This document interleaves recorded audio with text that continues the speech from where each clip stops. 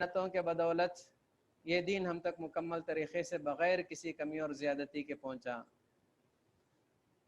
हाज़रीन, अल्लाह ताला का फ़ज़ल व करम है, अल्लाह का एहसान, अल्लाह की रहमत है कि अल्हम्दुलिल्लाह कुरान के ख़ुलासे का जो सिलसिला चल रहा था उसमें आज तीसरे पारे के ताल्लुक़ से तीसरे पारे का ख़ुलासा इंशाअल्लाह हम सुनेंगे।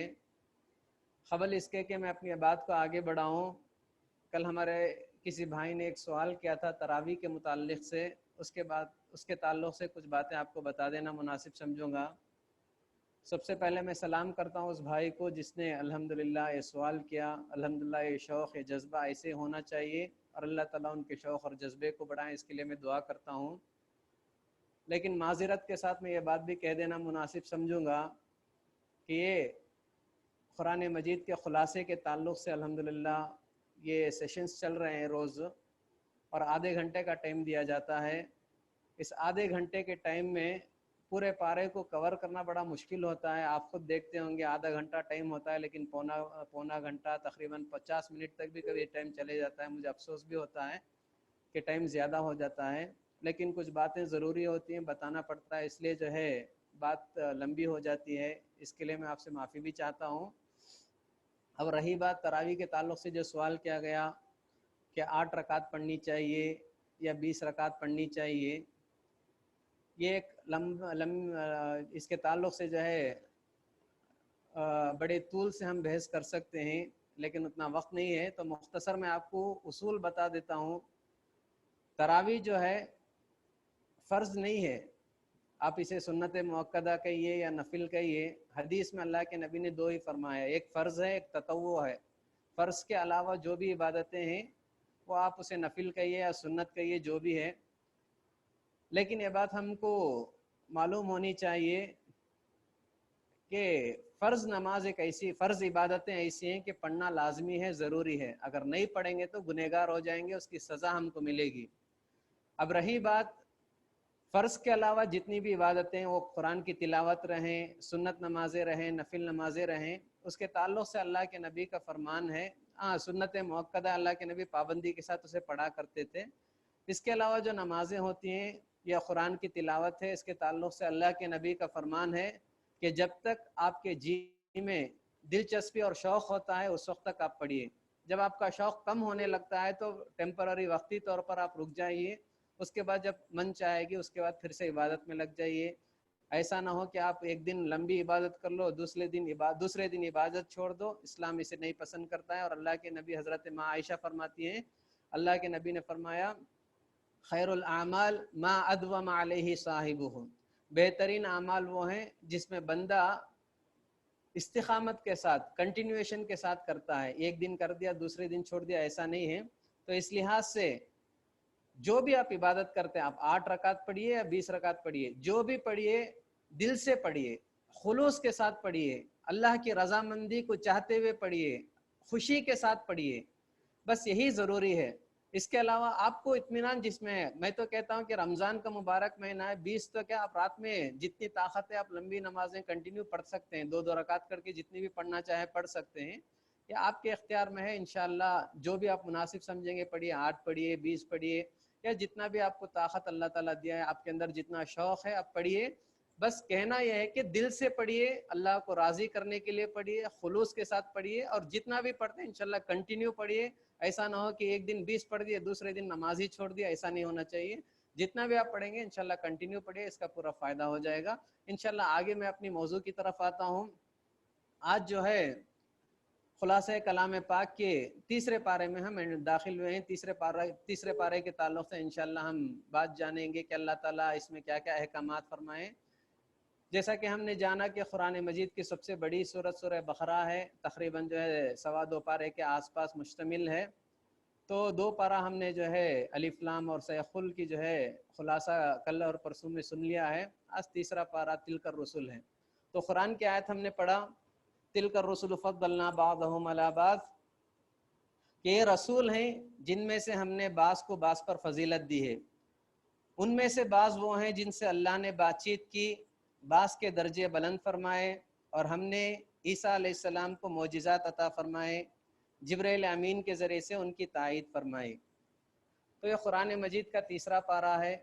رسولوں کی فضیلت، رسولوں کے مقام اور مرتبے کے تعلق سے اللہ تبارک و تعالیٰ نے فرمایا کہ وہ رسول ہیں جس میں سے ہم نے بعض کو بعض پر فضیلت دی ہے۔ حضرت ابو ذر غفاری رضی اللہ تعالیٰ عنہ کی روایت کے مطابق تقریباً کم و بیش اللہ تبارک و تعالیٰ نے اس دنیا میں لوگوں کی اصلاح کے لیے، لوگوں کو سدھار اور لوگوں کو سنبھالنے کے لیے کم و بیش 1,24,000 انبیاء اللہ تعالیٰ نے اس دنیا میں بھیجے ہیں، اور اس کی آخری کڑی میرے اور آپ کے آقا پیارے نبی جناب محمد رسول اللہ صلی اللہ علیہ وسلم ہیں۔ آپ صلی اللہ علیہ وسلم آخری نبی ہیں۔ آپ کی لائی ہوئی کتاب قرآن مجید آخری آسمانی کتاب ہے، نہ اس کے بعد کوئی کتاب والی ہے، اور نہ ہی پیارے نبی کے بعد قیامت تک کے لیے اس دنیا میں کوئی نبی آنے والا ہے۔ ہاں، حضرت عیسیٰ علیہ السلام کی قیامت کے قریب نازل ہوں گے، نبی ہونے کی حیثیت سے نازل نہیں ہوں گے، بلکہ پیارے نبی کی امتی ہونے کی حیثیت سے نازل ہوں گے حضرت عیسیٰ علیہ السلام۔ تو اللہ کے نبی آخری نبی ہیں۔ تو یہاں پر اللہ تبارک و تعالیٰ نے یہ بات فرمائی کہ یہ وہ رسول ہیں جن کو ہم نے بعض نبیوں کو بعض نبیوں پر فضیلت دی ہے۔ کسی کا مقام، کسی کا مرتبہ اللہ تعالیٰ نے بڑھایا ہے، کسی کا جو ہے مقام اللہ تبارک و تعالیٰ نے اپنے مقام پر رکھا ہے۔ تو یہ اللہ تعالیٰ کا حق ہے۔ اللہ تعالیٰ کی مخلوق میں سے جسے چاہے مقام دے سکتا ہے، جسے چاہے اس کے اپنے مقام پر رکھ سکتا ہے، لیکن امت محمدیہ کو پیارے نبی نے یہ تعلیم دے دیا کہ کسی نبی کو مجھ پر فضیلت نہ دو، کسی نبی کو کسی نبی پر فضیلت نہ دو۔ حدیث میں آتا ہے، واضح حدیث ہے، پیارے نبی نے فرمایا کہ تم مجھے یونس ابن متیٰ سے بہتر قرار نہ دو، حضرت یونس علیہ السلام سے مجھے بہتر قرار نہ دو۔ یعنی کسی نبی کو، حضرت موسیٰ علیہ السلام کو حضرت عیسیٰ پر فضیلت دینا، حضرت شعیب علیہ السلام کو حضرت سلیمان علیہ السلام پر فضیلت دینا، حضرت لوط علیہ السلام کو حضرت اسحاق علیہ السلام پر فضیلت دینا، یعنی ایک نبی کو دوسری نبی پر فضیلت دینے کا ہم کو حق نہیں بنتا۔ اللہ تعالیٰ کا حق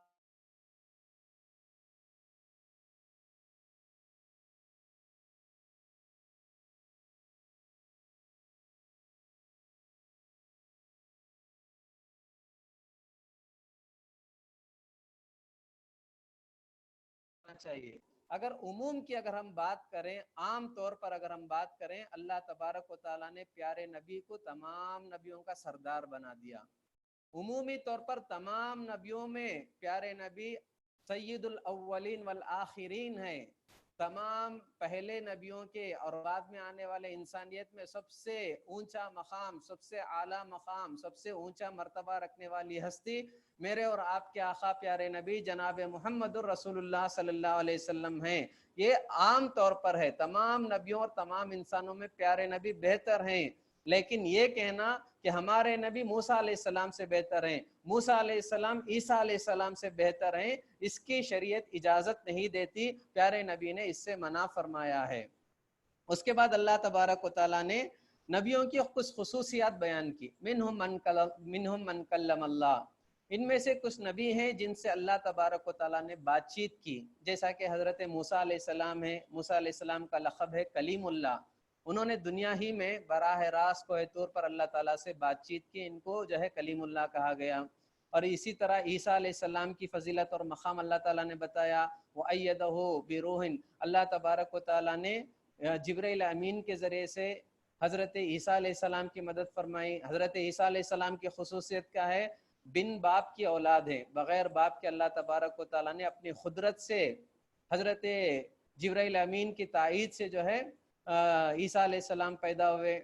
یہ آ کر اس میں خدائی کا دعویٰ کرنے کی کوئی ضرورت نہیں ہے عیسائیوں کو، بلکہ اللہ تبارک و تعالیٰ نے فرمایا ان مثل عیسیٰ عند اللہ کمثل آدم، عیسیٰ علیہ السلام کو اللہ تعالیٰ نے بن باپ کے پیدا کیا۔ یہ اللہ کی قدرت کا ایک کرشمہ ہے، اللہ کی قدرت کا ایک اظہار ہے۔ جیسا دیکھو آدم علیہ السلام ہے، آدم علیہ السلام کو اللہ نے بغیر ماں اور بغیر باپ کے مٹی سے پیدا کیا، یہ اللہ کی قدرت ہے، اللہ تعالیٰ اپنی قدرت کا اظہار کرتا ہے۔ اور اس کے بعد حوا علیہ السلام کو آدم علیہ السلام کی پھسلی کے ہڈی سے پیدا کیا، یہ اللہ تعالیٰ کی جو ہے قدرت ہے کہ بغیر ماں باپ کے آدم علیہ السلام کی پسلی کی ہڈی سے حضرت حوا علیہ السلام کو اللہ نے پیدا کیا۔ پھر ساری انسانیت کو مرد اور عورت کے ملاپ سے پیدا کرتا ہے، یہ اللہ تعالیٰ کی قدرت ہے۔ جب اللہ تبارک و تعالیٰ بغیر ماں باپ کے آدم علیہ السلام کو پیدا کر سکتا ہے، آدم علیہ السلام کی پسلی کی ہڈی سے حوا علیہ السلام کو پیدا کر سکتا ہے، جو اللہ ساری انسانیت کو ایک شوہر اور بیوی اور مرد اور عورت کے ملاپ سے پیدا کر سکتا ہے، تو بغیر باپ کے اللہ تعالیٰ کو پیدا کرنا کیا مشکل کام ہے۔ تو اللہ تبارک و تعالیٰ نے نبیوں کی خصوصیات بیان کی کہ حضرت عیسیٰ علیہ السلام اللہ تعالیٰ کی قدرت کا ایک قدرت کا ایک کرشمہ ہے، قدرت کا ایک اظہار ہے کہ اللہ تبارک و تعالیٰ ہر چیز پر قدرت رکھنے والا ہے۔ اس کے بعد اللہ تعالیٰ نے فرمایا وَرَفَعَ بَعْضَهُمْ فَوْقَ بَعْضٍ دَرَجَاتٍ، اللہ تبارک و تعالیٰ نے کچھ نبیوں کو کچھ خصوصیات سے نوازا۔ جیسا کہ حضرت موسیٰ علیہ السلام کی بات لے لیں، موسیٰ علیہ السلام کو اللہ تبارک و تعالیٰ نے بڑے بڑے معجزات دیے تھے، بڑے معجزات میں سے عصا اللہ تعالیٰ نے دیے تھے، عصا لکڑی۔ جب حضرت موسیٰ علیہ السلام لکڑی کو نیچے ڈالتے بڑا سانپ بن جاتا تھا، اژدہا بن جاتا تھا۔ اسی طرح حضرت موسیٰ علیہ السلام جب اپنے ہاتھ کو اپنے گریبان میں داخل کرتے تو اللہ حضرت جو ہے وہ ہاتھ جو ہے پوری طرح سے چمکنے لگتا تھا، روشن ہو جاتا تھا، نور سے بھر جاتا تھا۔ یہ حضرت موسیٰ علیہ السلام کو اللہ تعالیٰ نے کچھ خصوصیات سے نوازا، معجزات سے نوازا۔ حضرت عیسیٰ علیہ السلام کو اللہ تعالیٰ نے کچھ معجزات سے نوازا، جیسا کہ حضرت عیسیٰ علیہ السلام جب مادر ذات اندھے جسے کہتے ہیں، بائی برتھ جو بلائنڈ ہوتا ہے، اندھا ہوتا ہے، پیدائشی اندھا، جس کے تعلق سے آج ڈاکٹر بھی کہتے ہیں کہ اس کا علاج نہیں ہو سکتا، حضرت عیسیٰ علیہ السلام کو اللہ نے یہ خصوصیت دی کہ اس کے آنکھ پر حضرت عیسیٰ علیہ السلام جب ہاتھ پھیر دیتے تھے اسے روشنی آ جاتی، بینائی آ جاتی تھی، نابینا بینا بن جاتا تھا۔ یہ حضرت عیسیٰ علیہ السلام کو اللہ نے معجزہ دیا تھا۔ گنجا انسان جس کے سر پہ بال نہیں ہوتے ہیں، حضرت عیسیٰ علیہ السلام اس کے سر پہ ہاتھ پھیرتے ہیں، اس کے سروں میں بال آ جاتا تھا۔ حضرت عیسیٰ علیہ السلام کوئی مردہ بھی آتا ان کے سامنے جو ہے اللہ کے حکم سے اٹھنے کا حکم دیتے، وہ زندہ ہو جاتا تھا۔ تو یہ اللہ تعالیٰ کے حکم سے، اللہ تعالیٰ کی قدرت سے تمام چیزیں ہوتی تھی۔ تو اللہ تعالیٰ نے بتایا کہ ہم نے کچھ نبیوں کو کچھ خصوصیات سے نوازے ہیں، جیسا حضرت موسیٰ کو، حضرت عیسیٰ کو، ہر نبی کو ہم نے معجزات سے نوازے ہیں۔ تو یہ معجزات اللہ تعالیٰ کی طرف سے یہ ایک فضیلت ہے جو اللہ تعالیٰ نے انبیاء علیہ السلام کو دی۔ تو اللہ تبارک و تعالیٰ نے یہ تمام چیزیں بتا کر بتایا کہ نبیوں کا بہت بڑا مقام ہے، نبیوں کا بہت بڑا مرتبہ ہے۔ ہم کو جو ہے کسی نبی کو کسی نبی پر فضیلت دینے کی اجازت نہیں ہے۔ الغرض بات ہم کو سمجھنا چاہیے کہ ہمارا ایمان ہونا چاہیے کہ اللہ تبارک و تعالیٰ نے نبیوں کو بنایا، نبیوں کو اس دنیا میں بھیجا، اپنے طرف سے انہوں نے اللہ تبارک و تعالیٰ نے نبیوں کے مقام اور مرتبے کو اللہ نے متعین کیا، مقرر کیا۔ ہم لوگ اگر اپنی جانب سے نبیوں کو کسی کو بڑھانا، کسی کو گھٹانا، اس کی اجازت نہیں ہے۔ جیسا کہ اللہ کے نبی نے فرمایا کہ لا تطرونی کما اطرت النصارى عیسی ابن مریم، تم جو ہے مجھے تعریفی کلمات اتنے نہ کہو، میری تعریف اتنی زیادہ نہ کرو جس طرح عیسائیوں نے، کرسچنوں نے عیسیٰ علیہ السلام کی تعریف میں مبالغہ کیا۔ تعریف میں مبالغہ کرتے کرتے عیسیٰ علیہ السلام کو کہیں اللہ کا بیٹا بول دیے، کہیں نعوذ باللہ خدا کہہ دیے۔ تو اللہ کے نبی نے فرمایا کہ جس طرح عیسائیوں نے عیسیٰ علیہ السلام کو اونچا مقام دے دیا، تم ایسا نہ کہو۔ پھر اللہ کے نبی نے ایک اور مقام پر فرمایا انا سید ولد آدم ولا فخر، میں جو ہے آدم کی اولاد میں تمام آدم کی اولاد کا سردار ہوں اور اس بات پر مجھے کوئی فخر نہیں ہے۔ تو نبیوں کو کیا مقام اللہ تعالیٰ نے دیا، اس مقام کے ساتھ ہم کو یاد کرنا چاہیے۔ کسی نبی کو کسی نبی پر فضیلت نہیں دینا چاہیے، اور اللہ کے نبی کو عمومی طور پر اللہ تعالیٰ نے اونچا مقام اور اونچا مرتبہ دیا۔ پیارے نبی تمام نبیوں کے بھی سردار ہیں، ساری انسانیت کے بھی سردار ہیں، یہ بات ہم کو معلوم ہونا چاہیے، جو تیسرے پارے کے آغاز میں اللہ تعالیٰ نے تلک الرسل کے تعلق سے اللہ تعالیٰ نے بتایا۔ آگے جب بڑھتے ہیں تو اللہ تبارک و تعالیٰ تیسرے پارے میں آیت الکرسی، جو قرآن مجید کی سب سے بڑی آیت، سب سے عظیم آیت ہے۔ بڑی آیت کا مطلب جو ہے لمبی آیت نہیں ہے، مقام، مرتبے اور فضیلت کے حساب سے بڑی آیت اور عظیم آیت ہے آیت الکرسی۔ آیت الکرسی کے تعلق سے اللہ تبارک و تعالیٰ اس میں جو ہے اپنی صفات بیان کرتا ہے، اپنی تعریفی کلمات، اور اللہ تبارک و تعالیٰ کی قدرت، اللہ تعالیٰ کی عظمت، اللہ تعالیٰ کا مقام، اللہ تعالیٰ کے مرتبے کے بارے میں اللہ تبارک و تعالیٰ نے آیت الکرسی میں بتایا۔ اور اس میں کرسی کا لفظ آتا ہے، اس لیے آیت الکرسی کہا جاتا ہے۔ وسع کرسیہ السماوات والارض، اس میں اللہ تعالیٰ کے عرش، اللہ تعالیٰ کی کرسی کی وضاحت کی گئی۔ تو یہ بہت لمبی باتیں ہو سکتی ہیں، میں مختصر طور پر آپ کو بتاتا ہوں۔ آیت الکرسی بڑی عظیم آیت ہے، جیسا کہ حضرت ابی ابن کعب سے اللہ کے نبی نے ایک مرتبہ پوچھا، اے ابو المنذر، قرآن کی سب سے عظیم آیت کون سی ہے بتاؤ، قرآن کی سب سے عظیم آیت کون سی ہے بتاؤ۔ تو صحابہ کی پیاری عادت ہوتی تھی، حضرت ابو المنذر حضرت ابی ابن کعب نے کہا اللہ و رسول عالم، اللہ اور اس کے نبی بہتر جانتے ہیں۔ پھر اللہ کے نبی نے پوچھا، اے ابو المنذر یہ بتاؤ کہ قرآن کی سب سے عظیم آیت کون سی ہے؟ تب جا کر اللہ کے نبی نے بتایا، حضرت ابی ابن کعب نے بتایا کہ قرآن کی سب سے عظیم آیت آیت الکرسی ہے۔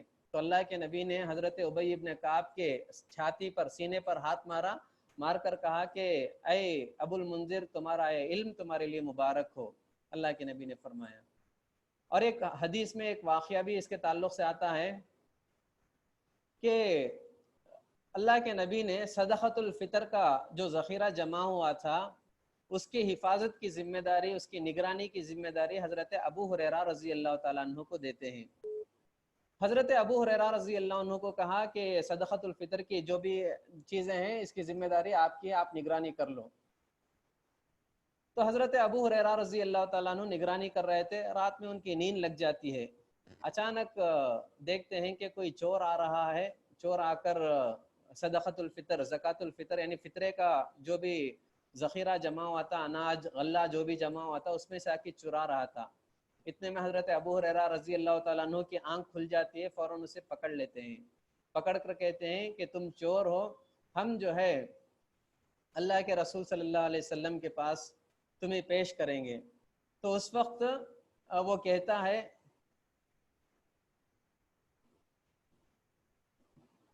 میری آواز آتی ہے نا آپ لوگوں کو؟ آپ کی آواز آ رہی ہے الحمدللہ شیخ، آ رہی ہے۔ میسج کو جا رہا تھا، کانٹ ہیئر کر نہیں تھوڑی لوگ کو نہیں آ رہا ہے، وہ میں سارٹ آؤٹ کر رہا ہوں انشاءاللہ۔ اچھا ٹھیک ہے۔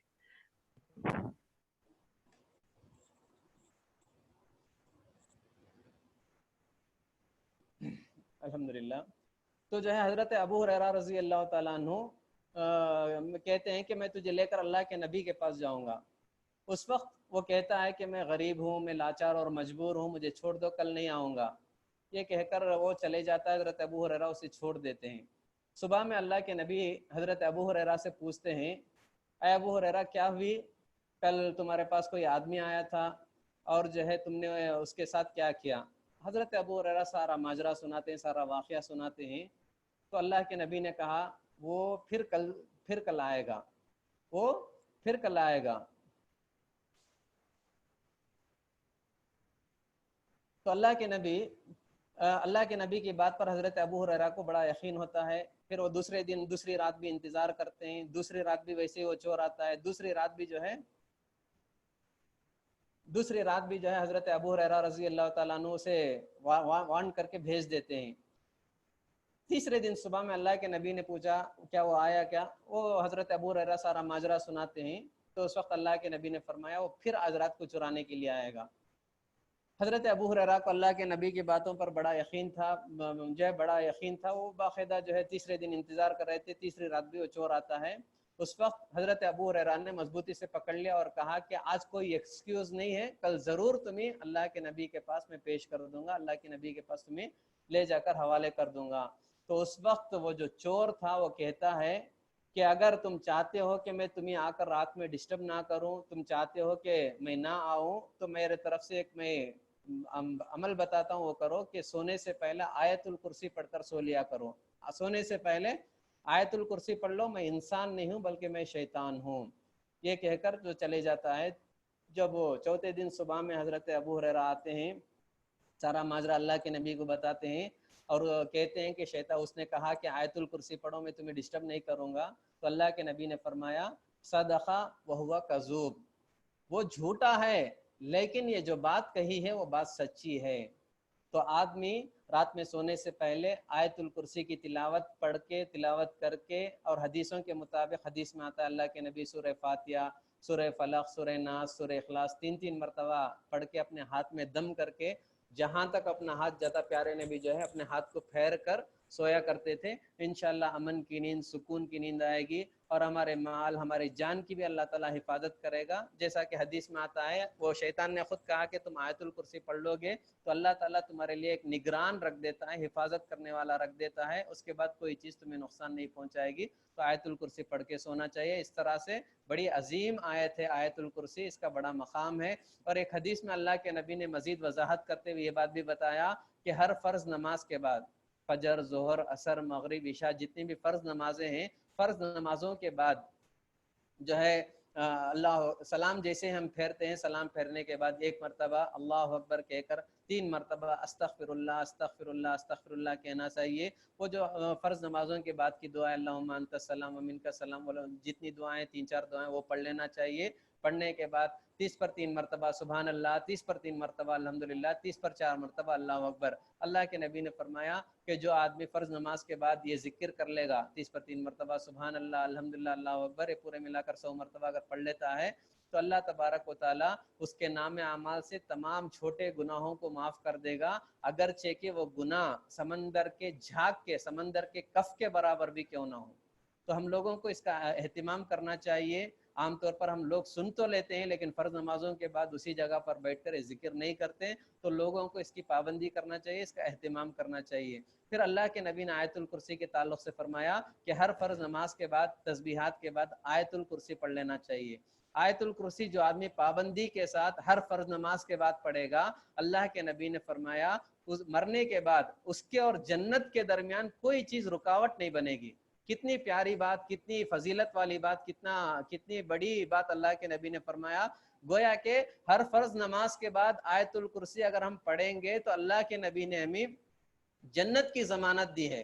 یعنی ہر فرض نماز کے بعد جب ہم آیت الکرسی پڑھ لیتے ہیں تو ہماری موت کے بعد ہمارے اور جنت کے درمیان کوئی چیز رکاوٹ نہیں بنے گی۔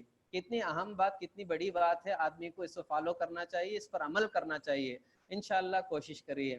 تو آیت الکرسی اللہ تبارک و تعالیٰ نے 3 پارے میں جو ہے آیت الکرسی کا بھی جو ہے نزول ہے، آیت الکرسی موجود ہے۔ اس کے تعلق سے کچھ فضیلت کی باتیں آپ کے سامنے بیان کی۔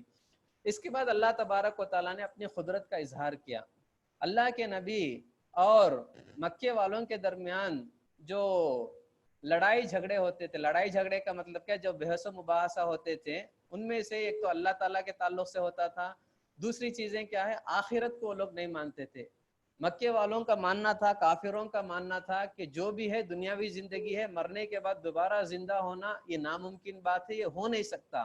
جبکہ اسلام نے کہا کہ جب اللہ نے پہلی مرتبہ تم کو پیدا کیا ہے تو دوبارہ پیدا کرنا کوئی مشکل کام نہیں ہے۔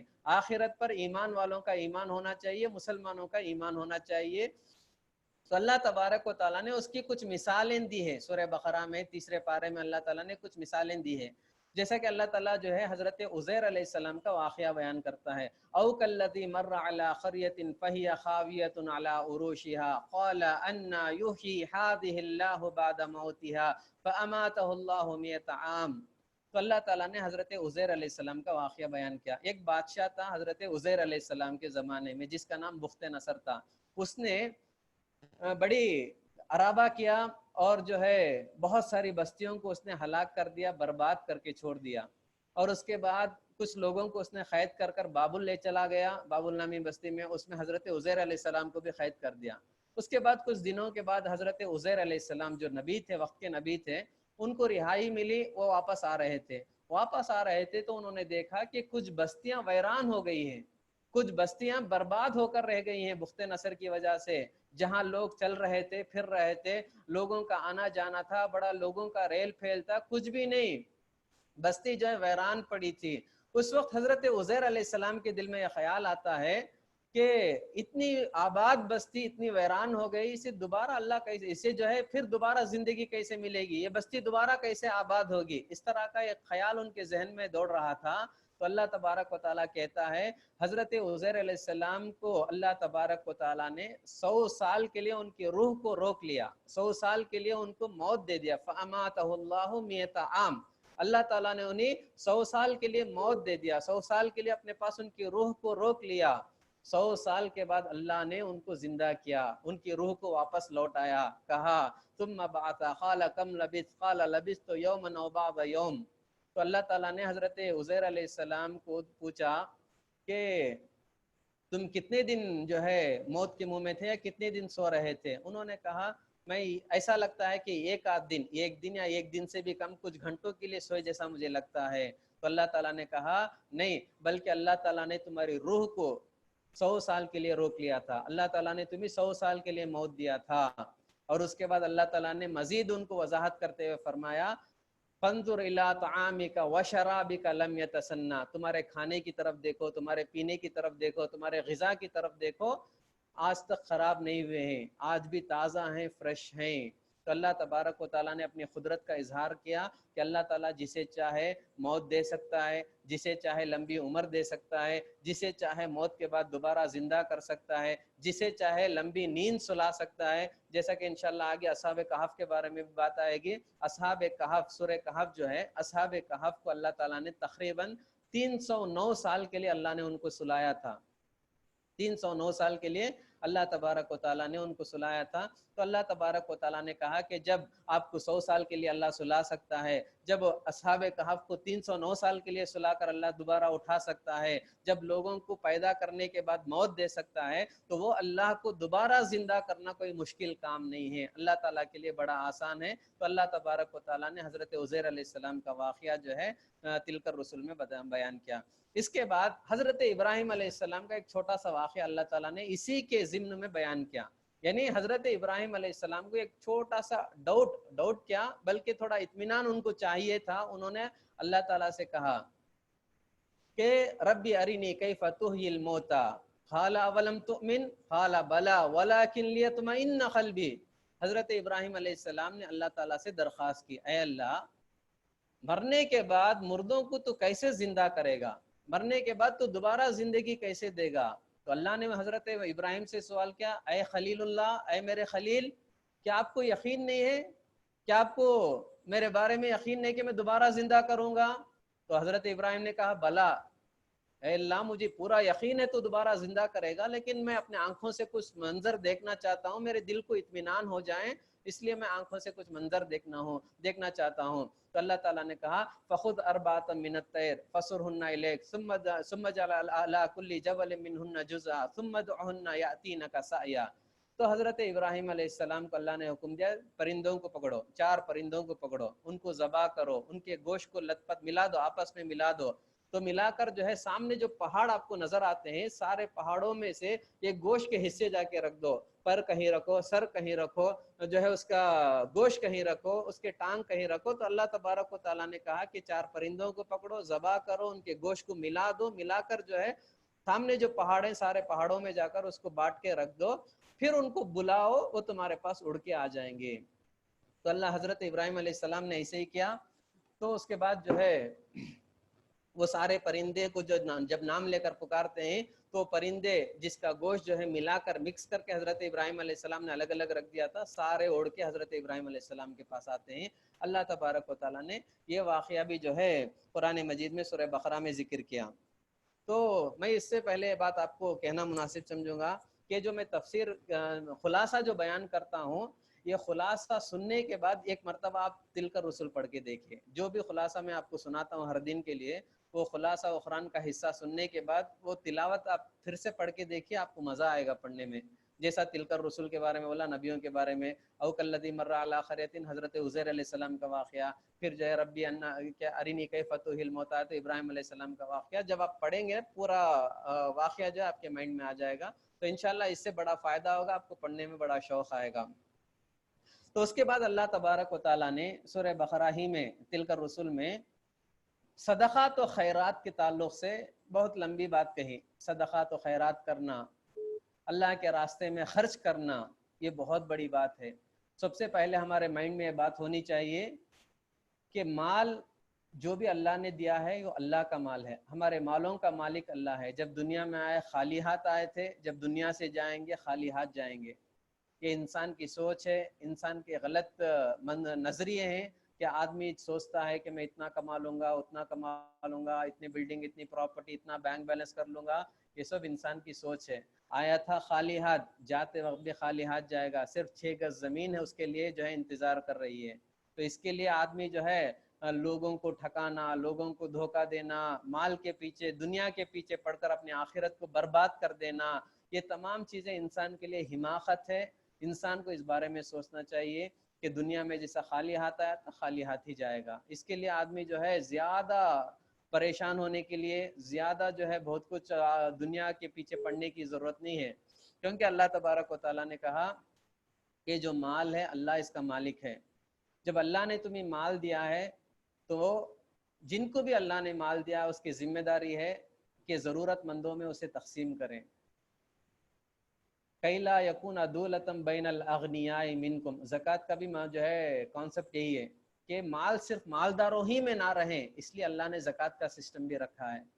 تو صدقات و خیرات، آج جو ہے صدقات و خیرات کی بڑی سخت ضرورت ہے۔ ہم لوگ جو ہے جتنا ہو سکے، اللہ نے جو ہم کو طاقت دیا ہے، استطاعت دیا ہے، ہمارے اڑوس پڑوس میں، ہمارے محلے میں، ہمارے رشتہ دار میں، ہمارے دوستوں میں جتنے بھی غریب احباب ہیں، جتنے بھی ضرورت مند ہیں، ان لوگوں کو دے کر ان کی مدد کرنا چاہیے، ان لوگوں کی دعا لینا چاہیے۔ ان لوگوں کی دعا ہم کو بہت کام آئے گی، بہت دنیا میں آخرت میں ہم کو ساتھ آئے گا، جو ہے ساتھ ملے گی، اس کی وجہ سے فائدہ ہوگا۔ تو جو ہے اللہ تبارک و تعالیٰ نے صدقات و خیرات کی فضیلت کے بارے میں بتائے کہ صدقات و خیرات کرنا کتنی بڑی نیکی ہے، لوگوں کی ضرورت پوری کرنا کتنی بڑی نیکی ہے، اللہ تعالیٰ نے بتایا۔ اس کی مثال اللہ تعالیٰ نے ایک دیا، مثل الذین ينفقون اموالهم فی سبیل اللہ کمثل حبۃ انبتت 7 سنابل فی کل سنبلۃ 100 حبۃ واللہ یضاعف لمن یشاء۔ تو اللہ تبارک و تعالیٰ نے کہا کہ جو آدمی، مثال کو میں دے رہا ہوں، مثال کے طور پر 1 روپے آپ خرچ کرتے ہیں، تو 1 روپے خرچ کرنے کا اللہ کے پاس کتنا بڑا مقام ہے، اللہ تعالیٰ نے اس آیت میں بتایا۔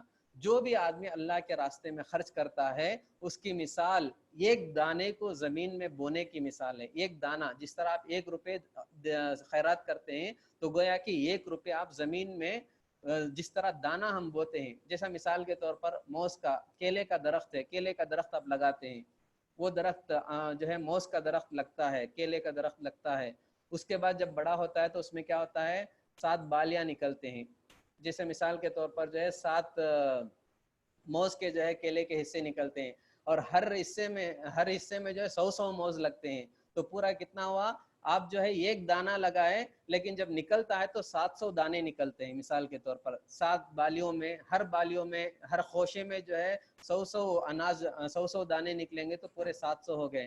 تو اللہ تعالیٰ کہتا ہے کہ جو بندے اللہ کے راستے میں اگر 1 روپے بھی خرچ کرتے ہیں تو ان کی نیت، ان کا خلوص، ان کی للہیت اور ان کے دل کو دیکھ کر اللہ تعالیٰ 1 سے لے کر 700 تک نیکی دیتا ہے۔ صرف 700 نہیں، واللہ یضاعف لمن یشاء، اللہ تعالیٰ چاہے تو اس سے بھی زیادہ دے سکتا ہے، قدرت رکھتا ہے۔ تو اللہ تبارک و تعالیٰ نے صدقات و خیرات کی طرف ابھارا کہ آدمی زیادہ سے زیادہ صدقات و خیرات کریں، ضرورت مندوں کی ضرورت پوری کریں، ان کا جو ہے ہمت اور حوصلہ بڑھائیں۔ اللہ تعالیٰ نے اس بات کی تعلیم دی۔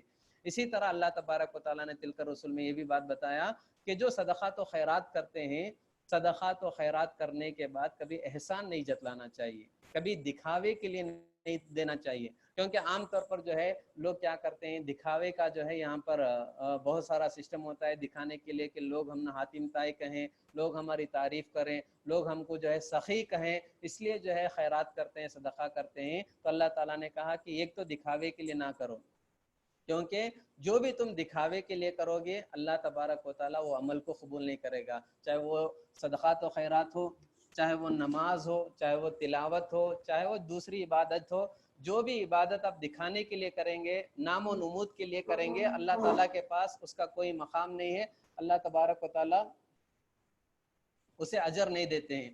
تو جو ہے آدمی خلوص کے ساتھ، للہیت کے ساتھ، اللہ کے رضامندی کے لیے جو ہے جو بھی خرچ کرتے ہیں کرنا چاہیے۔ دوسری بات اللہ تعالیٰ نے کہا لا تبطلوا صدقاتکم بالمن والاذى، ایک تو تکلیف دینا نہیں چاہیے کہ جو ہے وہ آدمی ضرورت مند تھا، ہم نے اسے مدد کیا تھا، احسان بھی نہیں جتلانا چاہیے کہ یہ ایسا تھا اپنی زندگی میں ایسی ضرورت تھی اسے، میں نے اسے ساتھ دیا، اسے مدد کیا، تو کبھی احسان نہیں جتلانا چاہیے۔ تو اللہ تبارک و تعالیٰ نے کہا کہ دکھا کے کرو گے یا احسان جتلا کے کرو گے تو اللہ تعالیٰ وہ نیکی کو ضائع کر دے گا۔ اس کے علاوہ صدقات و خیرات کے تعلق سے شریعت نے کیا کہا؟ ہاں، قرآن نے یہ بھی کہا ان تبدوا الصدقات فنعما ہی وان تخفوها وتؤتوها الفقراء فهو خیر لکم۔ اگر صدقات و خیرات آپ دکھا کے دیتے ہیں یہ سوچ کر کہ مجھے دیکھ کر میرا بھائی بھی دینے لگے گا، میرا پڑوس بھی دینے لگے گا، اچھی بات ہے، لیکن اللہ نے کہا کہ بہتر ہے کہ چھپا کر دیو۔ حدیث میں آتا ہے کہ جب آپ دائیں ہاتھ سے دیتے ہیں تو بائیں ہاتھ کو پتہ نہیں چلنا چاہیے، دائیں ہاتھ سے دیتے ہیں تو بائیں ہاتھ کو پتہ نہیں چلنا ہے۔ اللہ کے نبی نے فرمایا عرش کے سائے میں قیامت کے دن کے ہولنا کہ آپ سنتے ہوں گے حشر کے میدان میں ہمارے سر کے اوپر سورج ہوگا، تپتی ہوئی دھوپ ہوگی، کہیں سایہ نہ ہوگا، آدمی جو ہے نفسی نفسی کے عالم میں اپنے گناہوں کے مطابق پسینے میں ڈوبے ہوئے ہوں گے، کہیں سایہ نظر نہیں آئے گا، اس وقت صرف ایک سایہ ہوگا اور وہ اللہ تعالیٰ کے عرش کا سایہ ہوگا۔ اللہ تعالیٰ کے عرش کے سائے میں 7 قسم کے خوش نصیب لوگوں کو اللہ تعالیٰ عرش کے سائے میں جگہ دے گا، 7 قسم کے خوش نصیب لوگوں کو اللہ تعالیٰ عرش کے سائے میں جگہ دے گا۔ ان میں سے ایک وہ آدمی، وہ صدقہ کرنے والا، خیرات کرنے والا جو ایک ہاتھ سے لوگوں کو دیتا تھا تو دوسرے ہاتھ کو بھی پتہ نہیں چلتا تھا، یعنی چھپا کر دیتا تھا، نام و نمود کے لیے نہیں، دکھاوے کے لیے نہیں، شہرت کے لیے نہیں، اپنے اللہ کو راضی کرنے کے لیے دیتا تھا، لوگوں کی تکلیف دور کرنے کے لیے دیتا تھا، تو اللہ تبارک و تعالیٰ عرش کے سائے میں اسے جگہ دے گا۔ اس کے بعد سورہ بقرہ کی آخری رکوع سے پہلی والی آیت جسے آیت متداینہ کہتے ہیں، جس طرح قرآن کی سب سے بڑی سورۃ البقرہ ہے، اسی طرح قرآن کی سب سے بڑی آیت متداینہ ہے، جو للہ ما فی السماوات جو آخری رکوع ہے اس سے پہلے والی آیت ہے۔ تو اللہ تبارک و تعالیٰ نے آیت متداینہ یہ کیا ہے؟ جس طرح کلمہ طلاق کے تعلق سے کچھ باتیں بتایا کہ اہم مسئلہ ہے، اسی طرح آیت متداینہ بھی بہت اہم چیز ہے۔ آیت متداینہ کیا ہے؟ خرچ کے تعلق سے، خرچ کے بارے میں اللہ تعالیٰ نے تفصیلی بات کہا کہ قرض لینے والا، قرض دینے والا کیسا قرض لے گا، کیسا قرض دے گا۔ تو شریعت نے کہا اس آیت میں اللہ تبارک و تعالیٰ نے جو قرآن کی سب سے بڑی آیت ہے، اللہ تعالیٰ نے فرمایا کہ قرض لینے والا رہے یا دینے والا رہے، حساب و کتاب ہونا چاہیے، لکھا پڑھی ہونا چاہیے، جو ہے ریٹن میں ہونا چاہیے کہ کون کتنا لے رہا ہے، کس تاریخ کو لے رہا ہے، کب واپس دینے کا وہ وعدہ کر رہا ہے، اور اس کے ساتھ گواہ مقرر کرنا ہے کہ ہم جب لکھیں گے تو گواہ آدمی کو رکھنا چاہیے، 2 گواہ ہونی چاہیے، اگر 2 گواہ نہیں تو 1 گواہ ہے تو 2 عورتوں کو، 1 مرد اور 2 عورتوں کی گواہی چلے گی۔ تو اس طرح لکھتے وقت، قرض دیتے وقت جو ہے لین دین ریٹن میں ہونا چاہیے۔ اگر آپ کو لکھنے بھی نہیں آتا تو قرآن نے کہا کہ جو آدمی لکھنا جانتا ہے اس کے پاس لکھا پڑھی کر لو۔ لین دین کا مسئلہ بڑا اہم ہے، قرض کا مسئلہ جو ہے بڑا خطرناک مسئلہ ہے۔ ہم لوگ قرض کو بڑا نارمل لے لیتے ہیں، آسانی سے لے لیتے ہیں، جبکہ قرض جو ہے بہت خطرناک چیز ہے جس سے ہماری آخرت برباد ہو سکتی ہے۔ اللہ حفاظت کریں۔ قرض کے مسئلے میں بڑا احتیاط برتنا چاہیے، قرض کے مسئلے میں بہت دھیان دینا چاہیے۔ جیسا کہ حدیث میں آتا ہے، اللہ کے نبی نے فرمایا، اللہ کے نبی کے تعلق سے آتا ہے کہ جب مدینے میں کسی کا انتقال ہو جاتا تو مسجد نبوی میں جنازہ لایا جاتا، پیارے نبی جنازے کی نماز پڑھاتے تھے۔ اللہ کے نبی جب بھی کوئی جنازہ آتا تو اللہ کے نبی پوچھتے تھے کیا اس کے اوپر کوئی قرض ہے، کیا اس کے اوپر کوئی قرض ہے؟ جب بتایا جاتا کہ قرض ہے تو اللہ کے نبی اس جنازے کی نماز نہیں پڑھاتے، بلکہ کہہ دیتے کہ تم اپنے ساتھی کے لیے نماز پڑھ لو، میں نماز نہیں پڑھاتا۔ ایک روایت میں یہاں تک آتا ہے کہ ایک صحابی کا جنازہ لایا گیا، اللہ کے نبی نے پوچھا کیا اس کے اوپر قرض ہے؟ صحابہ نے کہا ہاں اللہ کے نبی اس پر قرض ہے، تو اللہ کے نبی نے کہا کہ میں جنازے کی نماز نہیں پڑھاتا۔ تو پھر ایک صحابی آگے بڑھ کر کہتے ہیں کہ اے اللہ کے نبی، اس میت کے طرف سے میں ذمہ داری لیتا ہوں، ان کا جو بھی قرض ہوگا میں اسے پھیڑ دوں گا، میں اس کو جو ہے پورا کر دوں گا۔ اس کے بعد اللہ کے نبی نے اس صحابی کی جنازے کی نماز پڑھائی۔ اللہ کے نبی نے فرمایا شہید جو اللہ کے راستے میں، اللہ کے خاطر، دین کے خاطر، اسلام کے خاطر اپنی جان کو شہید کر دیتا ہے جہاد میں جا کر، اللہ کے نبی نے فرمایا ایسے مجاہد کے سارے گناہ اللہ معاف کر دیتا ہے۔ اللہ نے قرآن میں کہا کہ ان کو مردہ مت کہو، یہ جنت میں زندہ ہوتے ہیں، پرندوں کے جسم میں اللہ ان کی روح کو ڈال دیتا ہے، پرندے جو ہے پرندوں کی شکل میں جنت میں کھاتے پیتے رہتے ہیں، اللہ تعالیٰ ان کو کھلاتا پلاتا ہے۔ تو بہت ساری باتیں شہید کے بارے میں، مقام کے بارے میں اللہ کے نبی نے بتایا، لیکن کہا کہ شہید کے بھی سارے گناہ معاف ہیں، لیکن اللہ اس کے قرض کو معاف نہیں کرے گا جب تک کہ اس کے گھر والے اس کا قرض ادا نہیں کر لیتے۔ تو قرض جو ہے اتنی جو ہے خطرناک چیز ہے، آدمی کو اس پر دھیان دینا چاہیے۔